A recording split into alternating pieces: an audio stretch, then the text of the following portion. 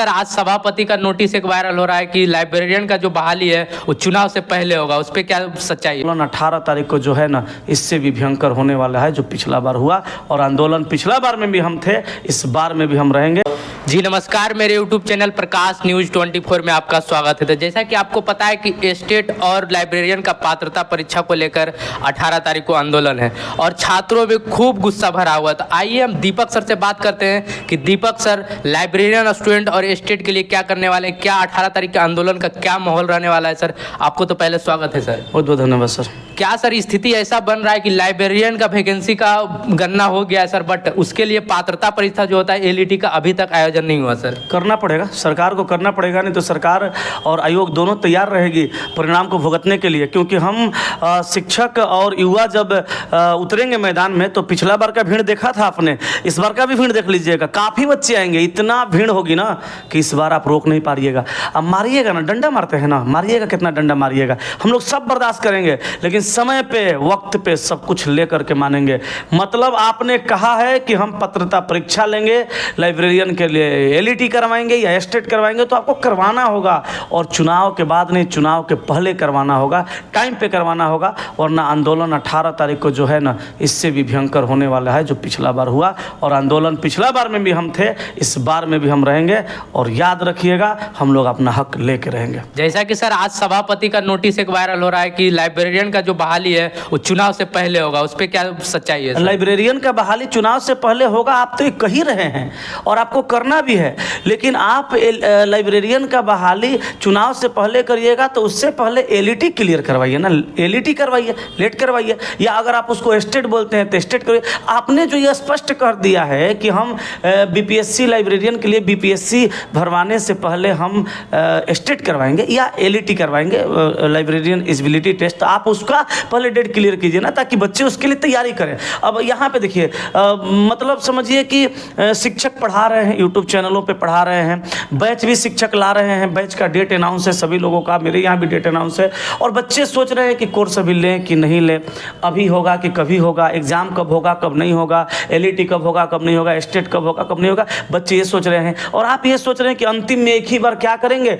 कि एक ही बार उठेंगे, हम तो भैया हैं सीधे साधे, हमको तो पढ़ना लिखना है नहीं, उठेंगे कह देंगे 12-15 तारीख को डेट अनाउंस करेंगे, कहेंगे 2 तारीख से अगले महीना में, अगले महीना में 2 तारीख को आपका एलईटी है चाहे स्टेट है लाइब्रेरियन के लिए। तो आप बताइए कि 15 दिन 16 दिन में बच्चा कैसे पढ़ लेगा? पहले ऐलान तो कर दे सर, बच्चा को पहले आप ऐलान कर दीजिए ना, बच्चा के दिमाग में फिट हो जाएगा। आप 1 महीना के बाद ही लीजिए, 2 महीना के बाद लीजिए, आप कह दीजिए ये अगस्त है, अगस्त में कह दीजिए 15 अगस्त कल, परसों है कल सर, कल 15 अगस्त, आज 14 है ना, हाँ कल 15 अगस्त है, 15 अगस्त स्वतंत्रता दिवस के शुभ अवसर पे कह दीजिए हम लोग आंदोलन करने नहीं जाएंगे। कह दीजिए कि स्टेट बीपीएससी टीआरई 40 के लिए इतना तारीख को, लाइब्रेरियन के लिए स्टेट चाहे एलईटी जो भी आप बोलते हैं बोल दीजिए इतना तारीख को, 15 अगस्त पे दे दीजिए बच्चों को आज़ादी का तोहफा, बच्चा खुश हो जाएगा। 2 महीना बाद दे दीजिए, अगस्त है ना, सितंबर अक्टूबर में करवा लीजिए, लास्ट में करवाइए अक्टूबर का, नवंबर के फर्स्ट में करवाइए, बच्चे तैयारी में लगेंगे ना और अपना बेस्ट परफॉर्मेंस दिखाएंगे, एग्जाम हॉल में चीज़ों को तोड़ करके आएंगे, लगेगा नहीं इस बार मैं ये बन जाऊंगा,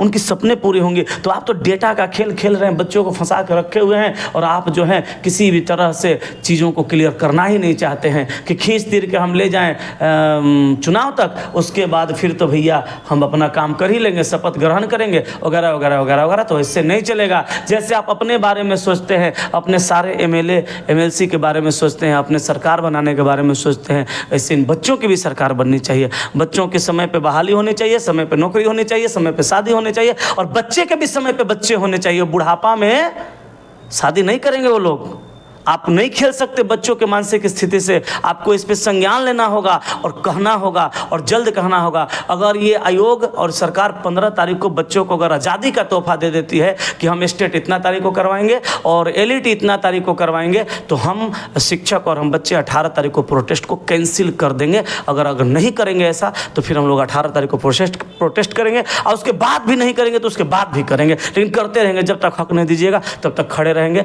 लाइब्रेरियन वालों के लिए और स्टेट वालों के लिए। मैं तो खड़ा हूँ लाइब्रेरियन वालों के लिए। और 18 तारीख को क्या दीपक सर जा रहे हैं स्टूडेंट के साथ, जैसा कि पिछले बार गए? ये कौन सा सवाल है? पिछला बार हम नहीं गए थे, इस बार भी जाएंगे।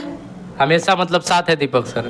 हमेशा थे। अरे टूटा हुआ हाथ लेके जब हम दिल्ली चल गए विद्यार्थी के लिए तो पटने है, इसमें तो टूटा हुआ पैरों रहेगा तो चल जाएंगे। पूछने वाली बात नहीं, एकदम जाएंगे, निश्चित तौर पे जाएंगे। हमारे बच्चों के साथ अन्याय कीजिएगा और हम नहीं जाएंगे, एकदम निश्चित तौर पे जाएंगे, किसी भी हाल में जाएंगे, जाना ही है।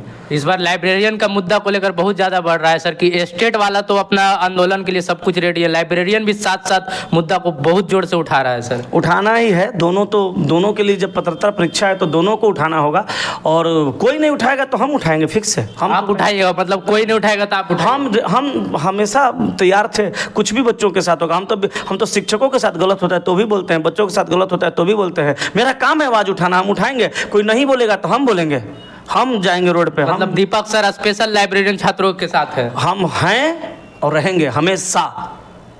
आप देख सकते हैं दीपक सर वचन दे रहे हैं, मतलब कि लाइब्रेरियन स्टूडेंट हमेशा सबके साथ रहे, स्टूडेंट के साथ। इस बार भी 18 तारीख को आप लोग आंदोलन में जा रहे हैं तो दीपक सर साथ है।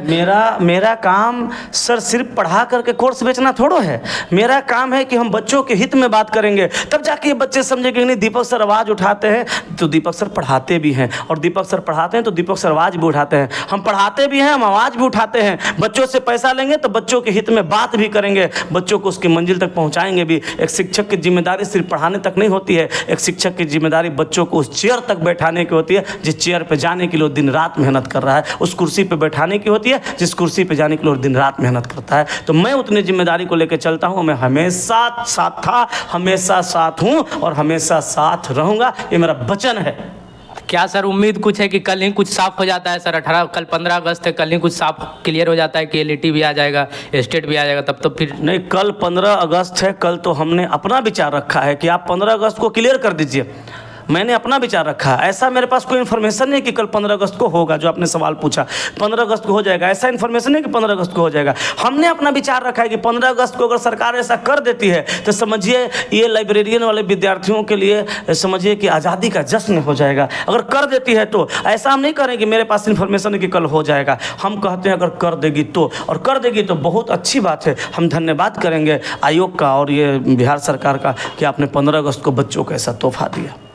तो जुड़ने के लिए थैंक यू सर, बहुत बहुत धन्यवाद। तो देख सकते हैं हमारे साथ दीपक सर जुड़े हुए थे और लाइब्रेरियन और एस्टेट के स्टूडेंट के साथ है हमेशा। और 18 तारीख को आंदोलन में क्या होने वाला है विशेष जानकारी हम आपको देते रहेंगे। आप चैनल पे जुड़े रहें। Thank you.